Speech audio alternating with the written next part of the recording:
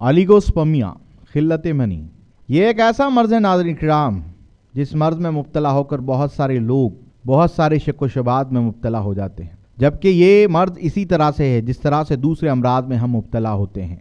जिगर के अमराज, पेट के अमराज या जिस तरह के जिस्मानी अमराज में आजकल हम मुब्तला होते जा रहे हैं तेज़ी से, इसी तरह से ये भी एक बीमारी है। बहुत सारे लोग इस मर्ज को अपने ऊपर एक बहुत बड़ी गलत तोहमत समझते हैं और ये गलत फहमी का शिकार रहते हैं। लेकिन इस बात को जान लेना ज़रूरी है कि अल्लाह ताला ने इस रोए ज़मीन पर जब बीमारी को उतारा है तो उसका इलाज भी साथ नाजिल किया है। यही वजह है कि बहुत सारे लोग इस बीमारी को लेकर डिप्रेशन में चले जाते हैं, या गलती उन लोगों की भी होती है जहां पर लोग गैर गलत शुबहात में आदमी को बावर कर देते हैं। आपके स्क्रीन पर एक रिपोर्ट नजर आ रही है। इस रिपोर्ट के अंदर आप देखेंगे कि ये मरीज ओलिगोस्पर्मिया की बीमारी में मुब्तला था, यानी इसको किल्लत मनी की शिकायत थी। आप अगर रिपोर्ट में देख सकते हैं तो इसमें टोटल स्पर्म काउंट सिर्फ 3 मिलियन बता रहा है, जो कि बहुत कम है, और एक्टिव मोटाइल भी बहुत कम है, और सेमन के नॉर्मल फॉर्म्स बिल्कुल कम है। इसका 2 महीने के इलाज के बाद आप इस फोटो में देख रहे हैं कि इस मरीज का जो टोटल स्पर्म काउंट था वो 3 मिलियन से सीधा 58 मिलियन को पहुंच गया, और इसका एक्टिव मोटाइल भी बहुत बढ़ गया है, और साथ ही साथ नॉर्मल फॉर्म्स भी नॉर्मल पर आ गए हैं, और इसका रिजल्ट भी नॉर्मल आया है।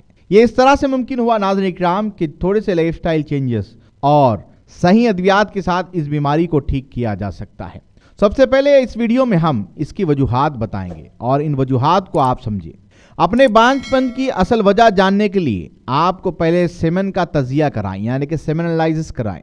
बेहतर है कि सेमन लेबोरेटरी में ही निकाला जाए। अगर घर से ले जाने की सूरत में अमूमन रिजल्ट सही नहीं आता है। अगर घर से ले जाने की ज़रूरी हो तो आप 15 मिनट के अंदर अंदर लेबोरेटरी में इसको पहुंचाना बहुत ज़रूरी है। अगर आप में खराबी है तो आखिरी नतीजा निकालने से पहले कम से कम एक और लेबोरेटरी में 15 दिन के गैप से एक और तजिया यानी कि टेस्ट करवाएं। अगर दोनों रिपोर्ट से मालूम हो कि खराबी है तो तब भी पुरसुकून रहें और सही मुअल्लिज के पास जाकर इसका इलाज कराएं, जैसे कि हमने रिपोर्ट में आपको दिखाया है। आजकल बहुत सी बेहतरीन अद्वियात मौजूद है जो तमाम हराम अशिया से पाक हैं। मसला ये होता है कि इस बीमारी में मुब्तला होने वाला शख्स उमूमन ऐसी अद्वियात खा लेता है जैसे कि हशरातुल अर्श शामिल हो जाते हैं, जिसको अनाफ के नज़दीक हराम करार दिया गया है। बहुत सारे इल्मी घराने के लोगों को हमने देखा है बहुत ही बेचैन हो जाते हैं ऐसी अद्वियात का इस्तेमाल करते हैं, लेकिन अब मार्केट में ऐसी अद्वियात आ चुकी हैं जो तमाम हराम अशिया से पाक है। सबसे पहले हम चलते हैं इनकी वजूहात पर। नंबर 1, सिगरेट नौशी स्पर्म की दुश्मन है। एक रिसर्च से मालूम हुआ है कि सिगरेट नौशी से 15% स्पर्म कम हो जाते हैं। इसके अलावा सिगरेट नौशी की वजह से स्पर्म बैजे के अंदर दाखिल नहीं हो सकता, जिसकी वजह से बैजा बावरावर ना होगा। लिहाजा अगर आप सिगरेट नौशी करते हैं तो हुसूल औलाद के लिए उसको कम करें या छोड़ दें।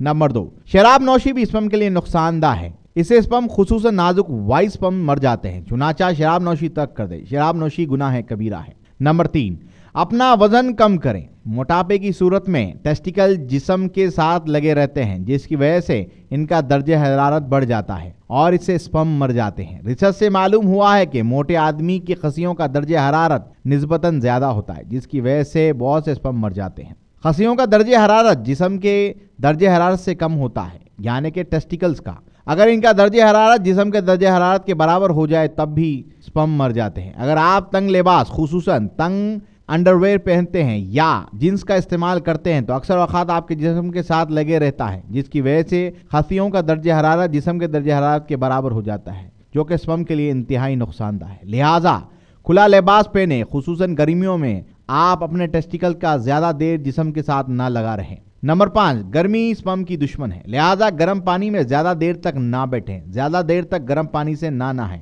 अपने खसियों को ठंडा रखें। जब भी बाथरूम में जाएं, खसियों पर 1-2 मिनट के लिए ठंडा पानी डालें। आग के करीब काम करने वालों के यहाँ अक्सर इसका मसला होता है।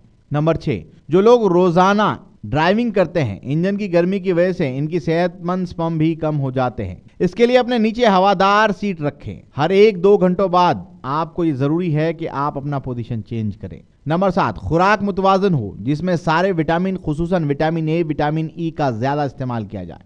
नंबर 8, एक रिसर्च से मालूम हुआ है कि ज्यादा दौड़ने और साइकिल चलाने से 2 हफ्तों में स्पर्म की तादाद 29% कम होती है, लेकिन दौड़ने के कुछ तरीक़ेकार होते हैं। लंगोट बांधकर दौड़ना बेहतर होता है। नंबर 9, बास कीमियाई दा केमिकल मसलन कर्मकश अद्वियात या ग्लाइकोल एथर जो कि प्रिंटिंग और गोंद वगैरह बनाने में इस्तेमाल होते हैं, ये भी स्पर्म के लिए नुकसानदा होते हैं। इनका सांस लेना या इनकी खुशबू ज़्यादा सूंघना भी आपको जो है इस मर्ज में मुब्तला कर सकता है। नंबर 10, रिसर्च में ये भी मालूम हुआ है कि कंप्यूटर के सामने ज़्यादा देर बैठने से भी आपको ये मसला हो सकता है। इसीलिए हमेशा से कंप्यूटर आपके बीच में एक दूरी बरकरार रखें जिससे आप गर्मी से बच सकें, या जहाँ पर कंप्यूटर रखा हुआ हो वहाँ पर ठंडी के लिए एसी या फिर जो है फ़ैन का इस्तेमाल ज़रूर करें।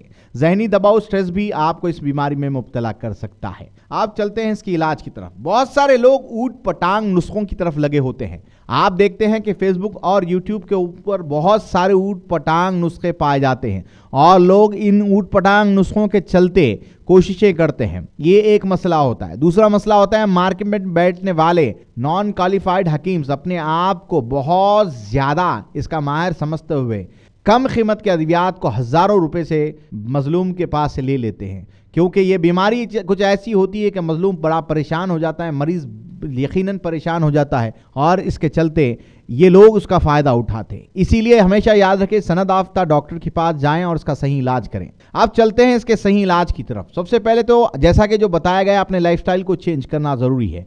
कम से कम दिन में 4 लीटर पानी का इस्तेमाल ज़रूर करें। अपने वज़न को कम ज़रूर करें। इसके साथ चिकन का इस्तेमाल मुकम्मल तौर पर बंद कर दें। गर्म अशिया ज़्यादा ना खाया करें, इसका ख़ास ख्याल रखें। मैदे की गर्मी का ख़ास ख्याल रखें।